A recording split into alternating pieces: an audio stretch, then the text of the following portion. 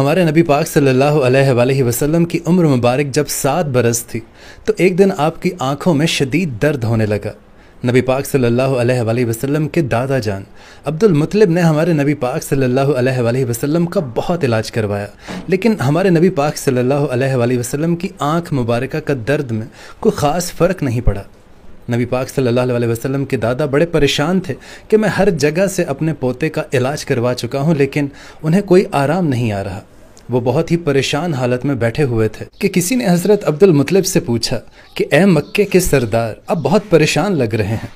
تو حضرت عبد المطلب کہنے لگے کہ اے میرے پیارے دوست، میرے پوتے کی آنکھوں میں درد رہتا ہے، میں نے ہر جگہ علاج کروایا لیکن نبی پاک صلی اللہ علیہ وآلہ وسلم کی آنکھوں سے درد نہیں جا رہا۔ تو وہ شخص کہنے لگا کہ اے مکے کے سردار، فلاں جگہ ایک طبیب ہے جو دوائی بھی دیتا ہے اور دم بھی کرتا ہے، مکے کے بہت سارے لوگوں کو وہاں سے شفا ملی ہے۔ تو اس بندے کی بات سن کر حضرت عبد المطلب بہت خوش ہو گئے۔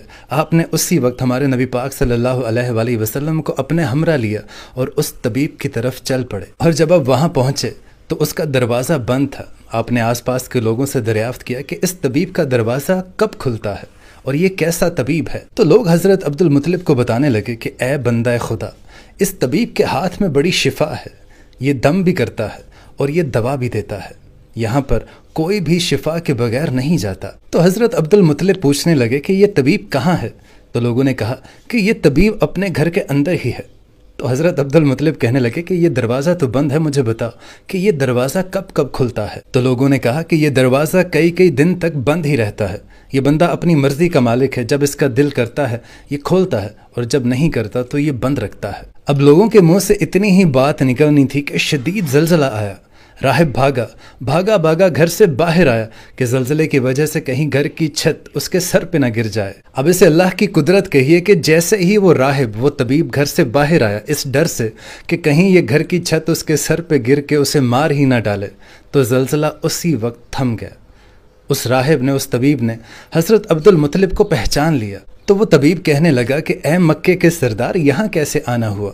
تو حضرت عبد المطلب نے راہب سے کہا کہ اے راہب، میرے پوتے کی آنکھوں میں بہت درد رہتا ہے، میں کئی طبیبوں سے علاج کروا چکا ہوں لیکن اس کی آنکھ میں درد مسلسل رہتا ہے، اور مجھے کسی نے بتایا ہے کہ آپ دم بھی کرتے ہیں اور دوا بھی دیتے ہیں، اب یہ پوتے کا علاج آپ کیجئے۔ اب وہ طبیب نبی پاک صلی اللہ علیہ وآلہ وسلم کے چہرے مبارک پر نظر مارتا ہے اور کافی دیر آپ کے نورانی چہرے کا دیدار کرتا رہتا ہے، اور پھر راہب ایک کمرے میں گیا، غسل کیا، نئے کپڑے پہنے، خوشبو لگائی اور آسمانی کتابوں کے کچھ صفحات پکڑ کر اپنے گھر سے باہر آیا۔ اب وہ طبیب کبھی آسمانی کتابوں کے وہ صفحات کو دیکھتا اور کبھی وہ نبی پاک صلی اللہ علیہ وآلہ وسلم کے نورانی چہرے کو دیکھتا، وہ پھر اس کتاب کی طرف دیکھتا اور وہ پھر نبی پاک صلی اللہ علیہ وآلہ وسلم کا دیدار کرتا، اور یہ سلسلہ مسلسل چلتا رہا۔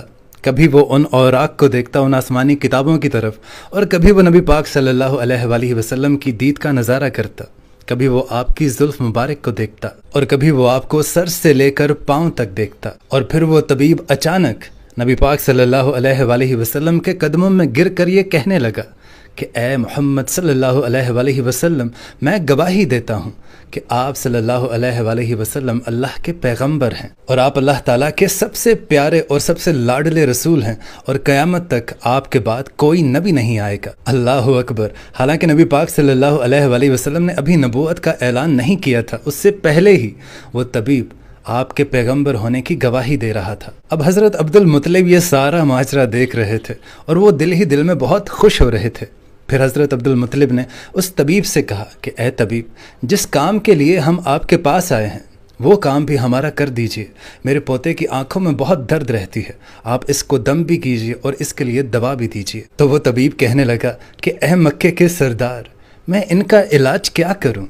تو عبد المطلب کہنے لگے کہ میں اسی کام کے لیے تو آپ کے پاس آیا ہوں۔ تو یہ بات سن کر وہ اس طبیب کی آنکھوں سے آنسو جاری ہونے لگے اور وہ کہنے لگا کہ اے عبد المطلب، آپ نے ابھی اپنے پوتے محمد صلی اللہ علیہ وآلہ وسلم کو سمجھا ہی نہیں ہے۔ اے عبد المطلب، آپ ایک طبیب کو ایک مریض کے پاس لے آئے ہیں، آپ ایک مقدس لڑکے کو ایک گنہگار لڑکے کے پاس لے آئے ہیں۔ اے مکے کے سردار، میں اپنے عبادت خانے میں اللہ تعالیٰ کی عبادت کرنے میں مشغول تھا کہ میرا سارا جسم لرزنے لگا، اگر میں کمرے سے باہر نہ آتا تو کمرے کی چھت مجھ پر گر جاتی اور میں مر جاتا۔ اے عبد المطلب، تیرا پوتا بڑی ہی عظمت والا ہے، اپنے پوتے کے چہرہ مبارک کی طرف ذرا ایک چٹکی بھر کے دیکھو تو صحیح کہ کس طرح یہ چمک دھمک رہا ہے، کتنا نور ہے اس کے چہرے پہ۔ اور وہ طبیب کہنے لگا کہ اے عبد المطلب، یہاں پر کچھ لوگ نورانی چہرے والے محمد صلی اللہ علیہ وآلہ وسلم کے دشمن ہیں، آپ اپنے پوتے کو گھر لے جائیے، ایسا نہ ہو کہ وہ لوگ آپ کو اور آپ کے پوتے کو کوئی نقصان پہنچا دیں۔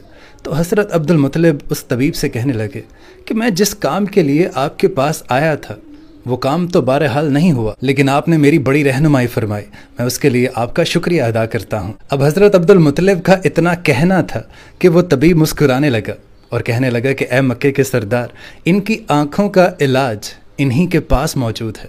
تو حضرت عبد المطلب تھوڑے حیران ہوئے اور پوچھنے لگے کہ یہ آپ کیا کہہ رہے ہیں؟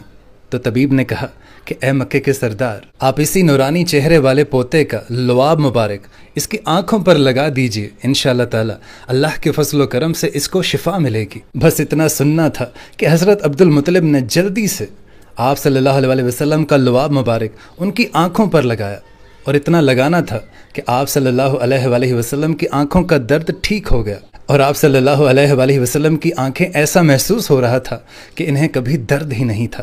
اور جب دادا نے اپنے پوتے کی آنکھوں کو سکون میں دیکھا تو حضرت عبد المطلب بڑے ہی حیران ہوئے، اور حضرت عبد المطلب نے راہب کا شکریہ ادا کیا۔ اور جب حضرت عبد المطلب چلنے لگے تو وہ راہب کہنے لگا کہ اے مکے کے سردار، میں آپ کا شکریہ ادا کرنا چاہتا ہوں کہ آپ نے سرور کائنات صلی اللہ علیہ وآلہ وسلم کو مجھ سے ملوایا۔ اب جب حضرت عبد المطلب جانے لگے تو انہوں نے آخر کار اس راہب سے پوچھ لیا کہ آپ کے ہاتھ میں بڑی شفا ہے، میں نے بہت سنا ہے، آپ ایسا کیا پڑھتے ہیں؟ تو وہ طبیب مسکرا کر کہنے لگا کہ جب بھی کوئی مریض میرے پاس آتا ہے تو میں اللہ تعالیٰ کی بارگاہ میں ہاتھ اٹھا کر یہ دعا کرتا ہوں کہ اے اللہ، تجھے تیرے محمد صلی اللہ علیہ وآلہ وسلم کا واسطہ اس مریض کو شفا عطا فرما۔ یہ الفاظ پڑھ کر میں اس مریض پر دم کر دیتا ہوں اور ساتھ میں اسے دوا بھی دیتا ہوں، اور اللہ کے فضل و کرم سے وہ مریض صحت یاب ہو جاتا ہے۔ سبحان اللہ۔ دوستو، اللہ تعالیٰ سے دعا ہے کہ نبی پاک صلی اللہ علیہ وآلہ وسلم کے صدقے تمام مریضوں کو اللہ پاک صحت یاب کرے،